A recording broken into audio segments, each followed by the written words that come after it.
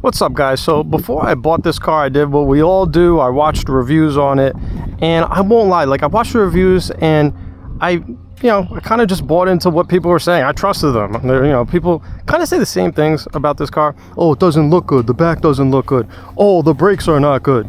Oh, the sound system's like everything. There's a lot of complaints people have about the car. And then now that I've had it for like a year and I noticed it right away, I was like, a lot of what people are saying like is not true at all. Don't get me wrong. This car definitely has some issues, but a lot of what people say is just like not true at all. I have not found it to be the case whatsoever. And so I thought I'd make a video for anybody who might be interested in the new generation WRX, the VB WRX. This is a 2023. And just tell you guys what I think. Of course, at the end of the day, it's all just my opinion. The porta potty truck just came and like totally scuffed my video. But yeah, I'll just tell you guys my opinion. It's just my opinion, but I think you'll agree. Now let's just start with the looks. Does this car look ugly to you? Now listen, I would never put like any WRX in my list of like top 10, top 15, top 20, maybe even top 50 good looking cars, list of good looking cars just based on looks. But these are not bad looking cars. You gotta be kidding me. All right, is it the best looking car ever made? No, but it looks good. I like the cladding. People complain about the cladding, but in person it looks really cool. It's got little holes on it, right? I don't think it really actually does anything, but it looks cool. Trying to do a new style video. Normally I do my videos totally uncut, but I'm trying to cut them now. I don't know. We'll see if it makes a difference. But people complain about the back end. First of all, they say this car has like it looks like a diaper. Like I don't see it. Is it the best back of a car I've ever seen? No, but it looks fine. Also, what's interesting is this bumper actually has holes in it, so it actually has like functional aerodynamics. And when you notice that, you kind of like appreciate it a little more. It kind of comes from the ownership. You're like, oh, okay, well, it's actually like functional. The car like really resists the wind on the highway, from my experience. But I really just do not think that these are objectively bad looking cars. I think they look great. And I'm sorry, I'm gonna say it. The previous generation, people like to say that looks better.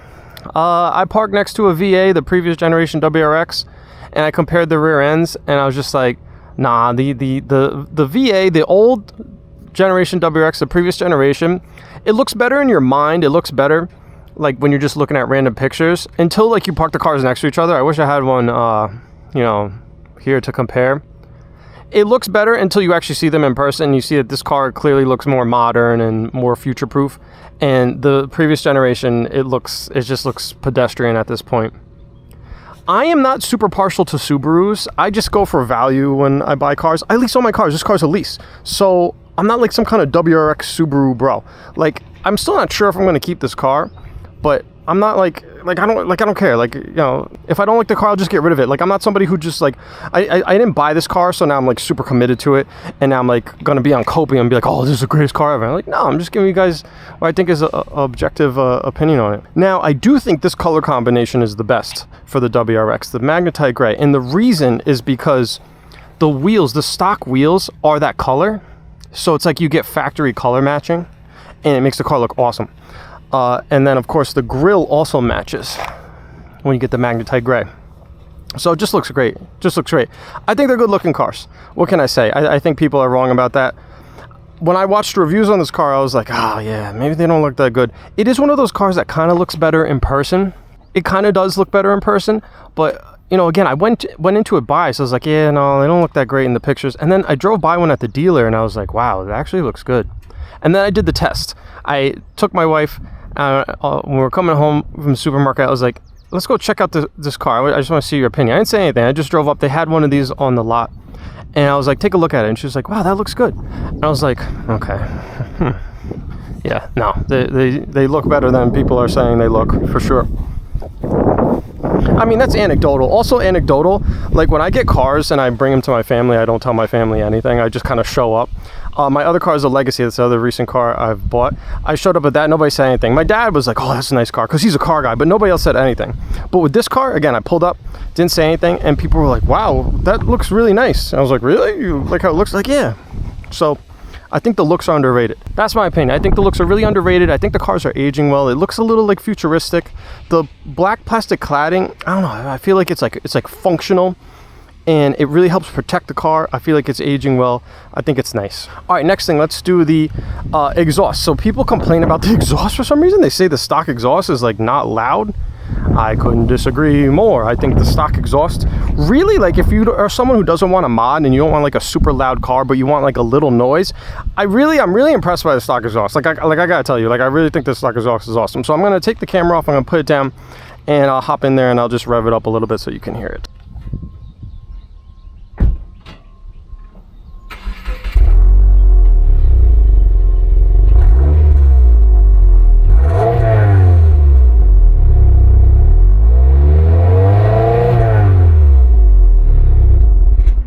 So they're only revved up to like 3,000 to 4,000. That wasn't even redline. It's got a nice little rumble to it. It's not like cringy.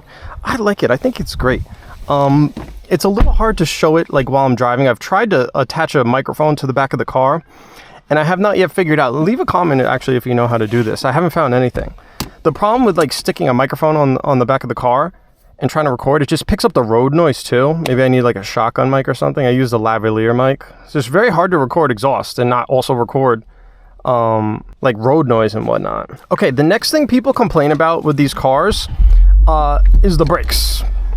And again, I watched reviews on the car. I watched reviews. People complain about the stock brakes. They complain about the stock brakes online. So I was like, okay, so I shouldn't expect good brakes. And then I get the car, and then when I was first driving, I was like, oh yeah, I see why people don't like the brakes. The reason people don't like the brakes is because it's hard to describe actually. Basically, they're tuned really well actually, so it's like you have to press them pretty hard to get them to like actually brake. So the stock brakes basically feel weaker than they are until you get used to them. So at first when I got the car, you know, you tap the brakes and it feels like the car's like not really stopping. You're like, what the hell? Is you give it more brake and it's like the car's still not stopping. So you feel like you have to almost like slam on the brakes to get the car to stop. Not literally, but like if you feel like you have to give it more brake power than you like otherwise would need to. And so it feels like the car, and you can hear the exhaust by the way. Here, let's just rev it up here since we're out of the park. I don't want to be like that person just sitting there revving in a park real loud. Wait for this car to go. The exhaust has a nice little rumble to it. People complain about it and they're like, it has like a, hey, what was that? It was an STI. Yeah, it wasn't, actually I can't tell if it was an STI. I think it was a WRX. He waved on. Yeah, the exhaust has a nice little rumble to it. It's not too loud. People complain and they're like, oh, it has a drone. What do you mean it has a drone? That's the exhaust. It's like it's making noise. I don't think it really has much of a drone. I think it's just a really well-tuned stock exhaust, and I like it a lot. But anyway, getting back to the brakes, it feels like when you're first driving the car, it feels like the brakes are not really there. But really what it is they're actually just tuned really well. And so once you press the brakes hard enough, it gets to the point where towards the end of the travel, they start to become like really sensitive. And that's when you realize, oh wait, these brakes are like fine. Like if you slam on the brakes, the car stops. I'm not gonna do it now because there's somebody behind me. But as you get used to the brakes, you start to realize like, oh, these are actually awesome. A lot of cars are kind of on-offy with the brakes. Like they don't have a lot of like precision in them, like typical economy cars. But on these WRXs, that's why I had to go fast there, by the way.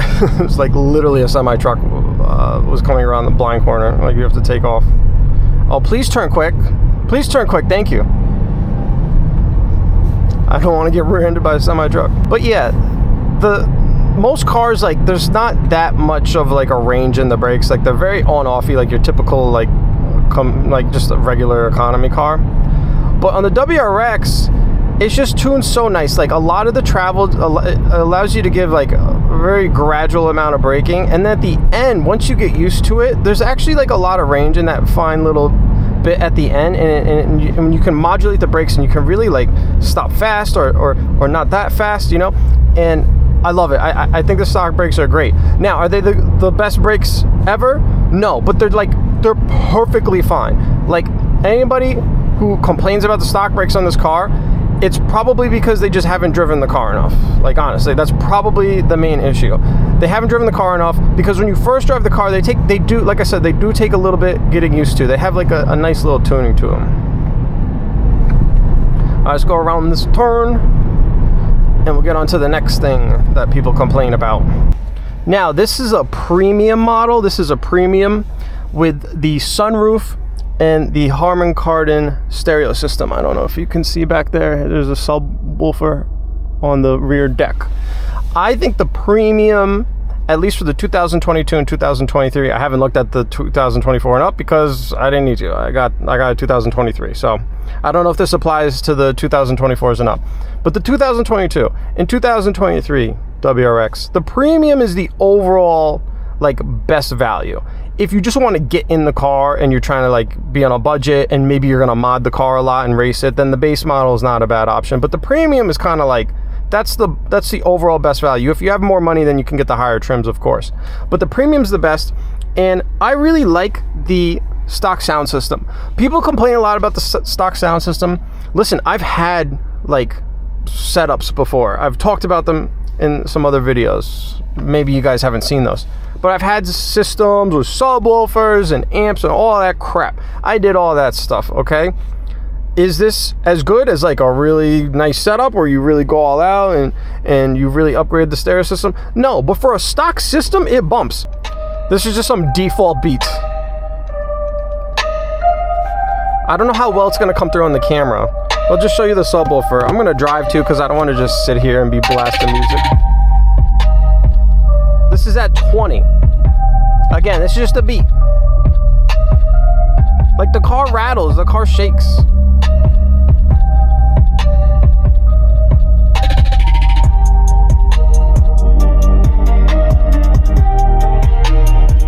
Now let's turn it up a little. I'm gonna cook my ears for you.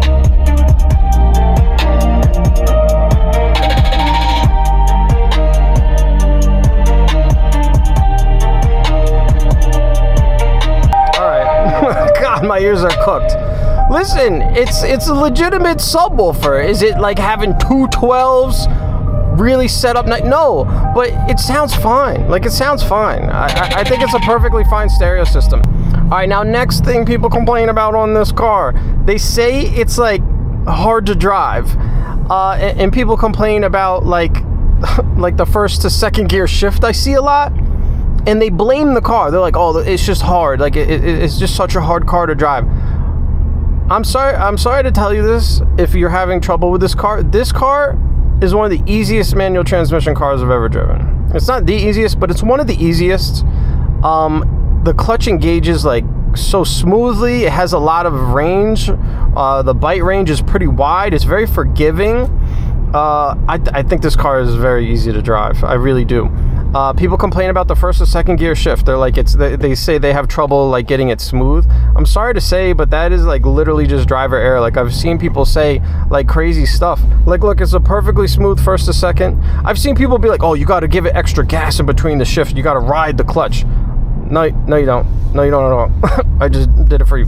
And go watch all my videos. Like, it's I'm gonna make videos on how to drive stick more easily, but basically the problem that people make, look, I just let off the clutch quick, like it's smooth. But Sean, you're getting lucky. I'll do another one. People just make mistakes. You know, it takes time to get good at driving stick. Look at that. I let off the clutch fast. Like, I have no problem with the first and second gear shift. If you're lugging and you're bogging on your shifts, it's driver error. It's driver error, I'm sorry to say. I know people don't want to hear that, but it's just driver error. And I really think this is a very easy car to learn on. If you have trouble with this car, like, you should really see some of the other cars that are out there. They are actually like challenging. I have to make this turn kind of quick. There we go. It was a pretty long turn. Ice cream truck, chase the ice cream truck. Give me some ice cream. But yeah, the clutch engages like so smoothly. You have a lot of time. So like, there's so many other cars where like the clutch, the engagement is very tight and it's more towards the top of the travel. Like a lot of muscle cars would be like that. The previous generations. I haven't driven any new ones, and so I don't know. But older ones were like that. And the reason the clutch grabs all the way at the top in a tight range is so when you shift, you just tap the clutch, right? This clutch is like not really like racy at all, in my opinion. You got to really like push it in pretty far because the range that it grabs is such a long range. Yo, look at this ice cream truck. This is so cool.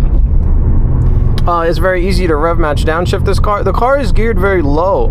It's very aggressively geared, and so it's like it's hard to lug the car.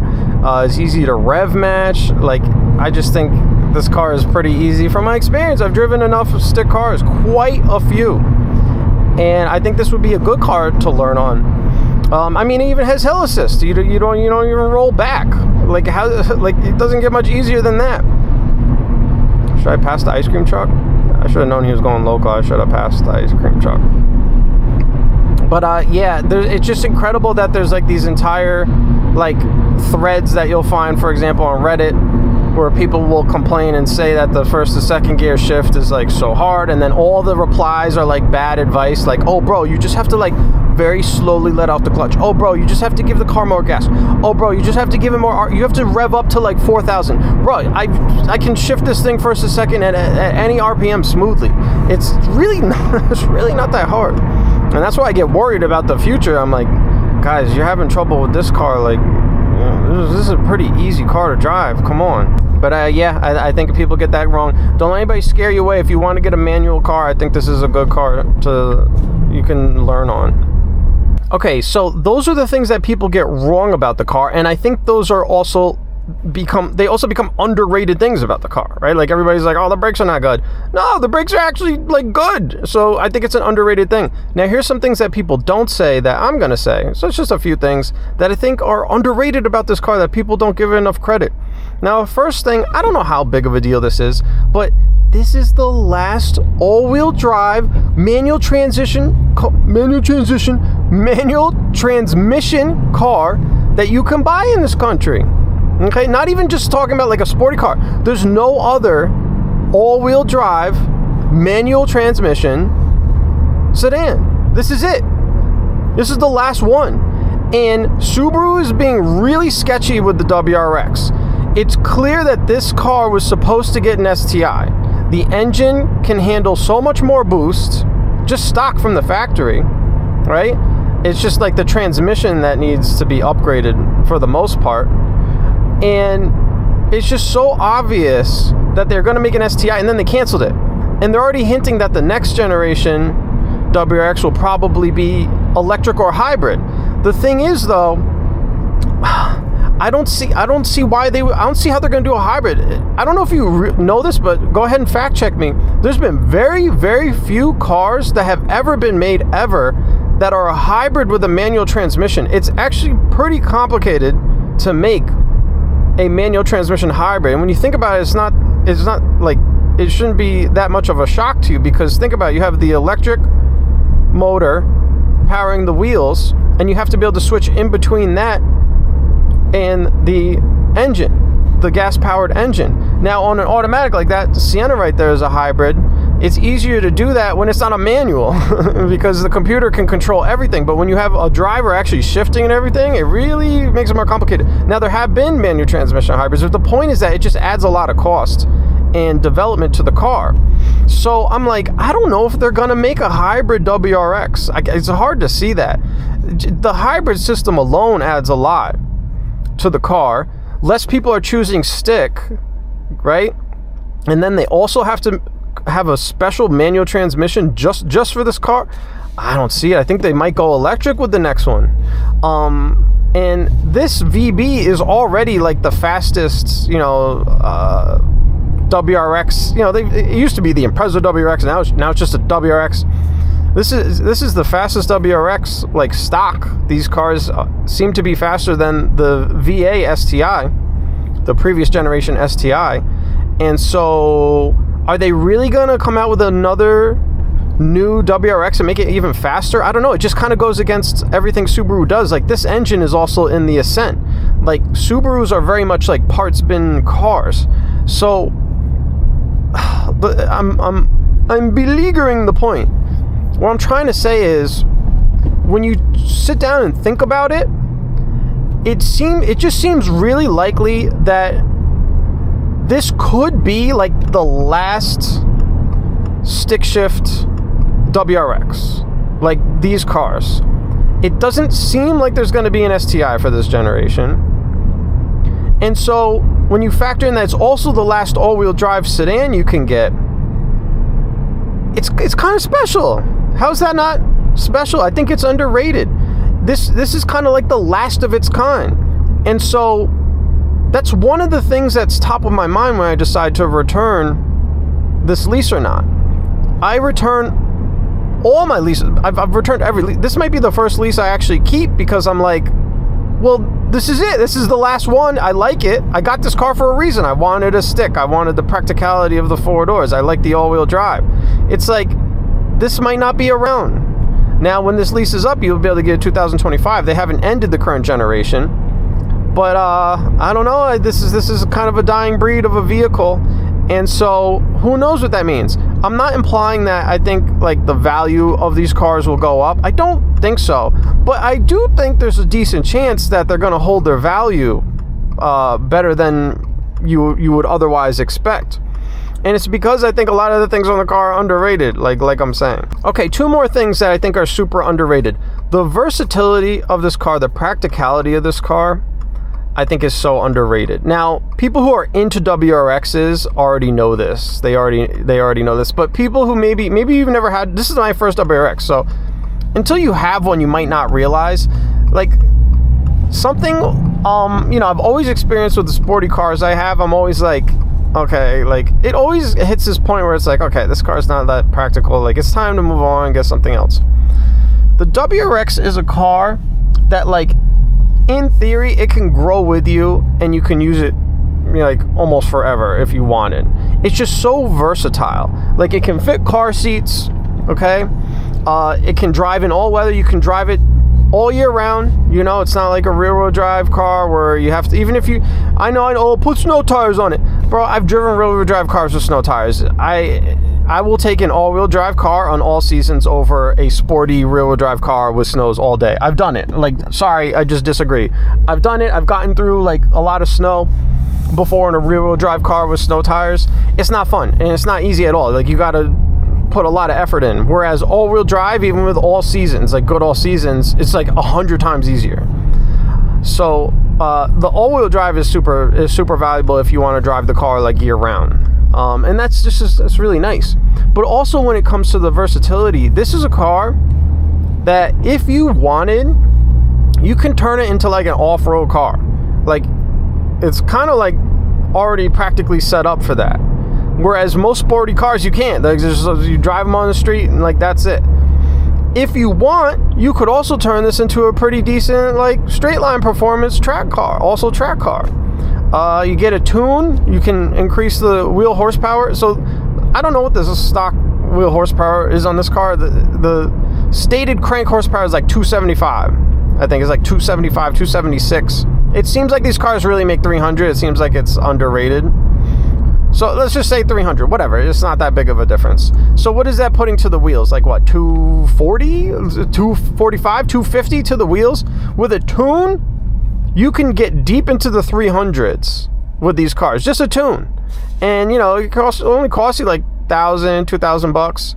And this car with like over 300 wheel horsepower, I haven't driven it with that much power, but I can imagine how fast it would be. It would be a pretty damn fast car. So you can make an off-road beast. You can make a straight line beast.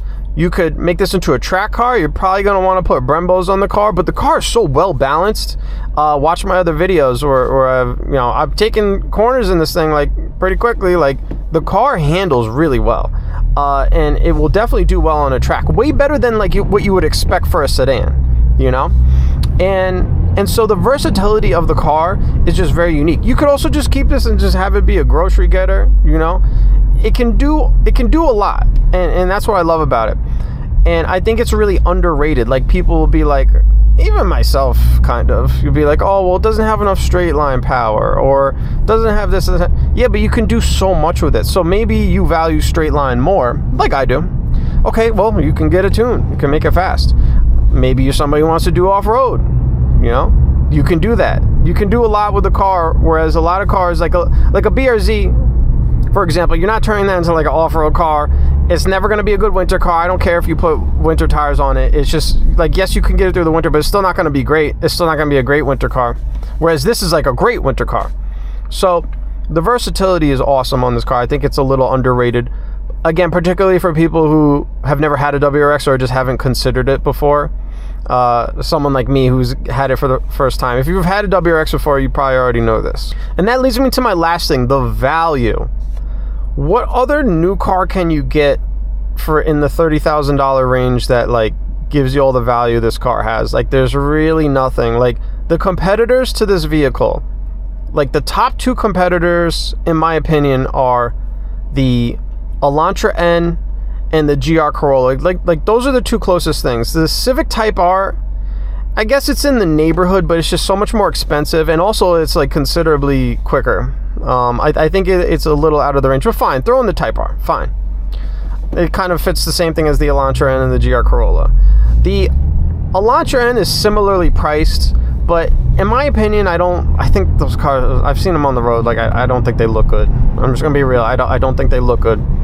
Even if we just throw the looks out, because those are technically subjective, and I understand people like the looks of the Elantra N, it's still a front-wheel drive car. I believe the back seats don't fold down, so it's not as practical, okay? Listen, you might think the car's gonna be reliable, but generally speaking, like, Subarus are, for the past decade or so, they're considered to be more reliable. They seem to be more reliable. They seem to hold their value a lot better. I think Hyundai has really improved as a brand, but if you just go to the masses are gonna value Subarus over Hyundai. So I just think an Elantra N is probably just not gonna hold its value as well. I don't know. I just don't think it's as much value. I think it should be a little cheaper. I get that the performance is better than this car, but I think the overall package you get with this car, the fact that the WRX with the all-wheel drive, you can do a little more with it in terms of utility. I think modifying, I think if you want to get a tune and stuff like that, I think it's easier to modify this car. I think just the overall value is better. But I will say, the Elantra N is at least in the neighborhood. The GR Corolla is an awesome car, but it's way more expensive. It's hard to get Toyotas at MSRP and deal with Toyota dealerships nowadays because everybody wants a Toyota, and they'll just, they refuse to negotiate with you because they know someone else will just come and get the car next, you know? So they won't even give you a deal. I love cutting this line here because someone is always sleeping and this light is like really late, and the seas just parted for us. Come across here, hit the right turn signal, and there we go. The GR Corolla is just way more expensive. It has less modding potential. It's a smaller vehicle. You're not going to fit as much in it at all. It's just not as practical as WRX. So if you need the practicality, it's just not there. I mean, really, the main practicality is with the all-wheel drive, you know? So, and then all this kind of applies to the Type R too. You know, front-wheel drive, less practical, all that stuff, and more expensive. So it's like, this car really sits in a class on its own. There really is no competition for the WRX, and yet you can still nab a new one like in the 30K range, used a little bit cheaper. I want to mess with this Cybertruck. I would love to see him do a pull. See what he does. Nah, he looks old. He's not gonna race. Dude's with like his wife or something. It looks crazy. It looks so crazy. But yeah, I just think it's good value. Also, something people don't know about Subarus until you go to get them. Whatever the stated price is, you can get like at least $1,500 to $2,000 off. I don't know if people realize that with Subarus, new Subarus right now. Go into a Subaru dealer and just be like, yo, I want $1,500 off, $2,000 off. It's like a 99% chance they'll give it to you. I even got $1,500 off of this car, like over the phone, like not even like a hard negotiation. That's the thing with Subarus. All their stated prices, the MSRP, you can get a little something off, like without even having to haggle. I don't know what's like that. Like, it's like Kohl's and Macy's, like, you know, you get to the register and then they're always like, oh, by the way, there's a huge discount. This makes you feel better. I swear Subarus are like this. You get easy discounts. So that increases the gap between like a GR Corolla, for example, where you're going to go in there and you're lucky to get it for like MSRP, and they're going to try to tack on all sorts of like dealer fees and whatnot. The difference in the price between the WRX and the competition is more than what people realize, because it's very easy to get a discount from a Subaru dealer. All right, guys, I think that wraps it up. I think those are the things that people get wrong about this car, which also simultaneously are things that I think are underrated about the car. All right, if you enjoyed this video and you watched this far, drop me a sub, and I'll see you guys in the next one. Peace.